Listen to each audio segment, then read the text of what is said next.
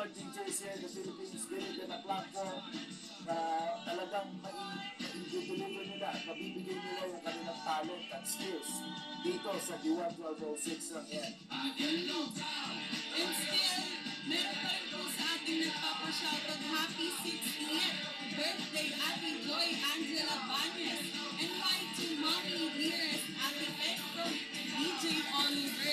At patuloy pa rin And also, shout out sa Talking Toshi TV. That's coming from Toshi Utsumi. And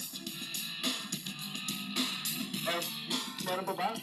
Si Donald the Hick. Donald the Hick.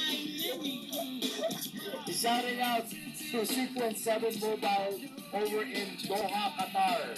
How you doing, guys, in Doha, Qatar? Good evening, everyone. I mean, I guess so. Or probably it's already morning there. Ayan, Morning. ayan, tuwang-tuwa yung ating mga listeners, mga avid listeners ni DJ Sting. Kasi ang dami raw nanonood sa atin ngayon. Grabe ang alindog at karisma ni DJ Ikin. Tingnan mo naman, napapatawa natin. Oh, nagamit pa yan, ha? Lalo na pag pinagtanggal mo ng t-shirt yan. Nadami lalo ang viewers yan. At sa ating naman pong YouTube livestream, ay meron po tayong 50 viewers right now.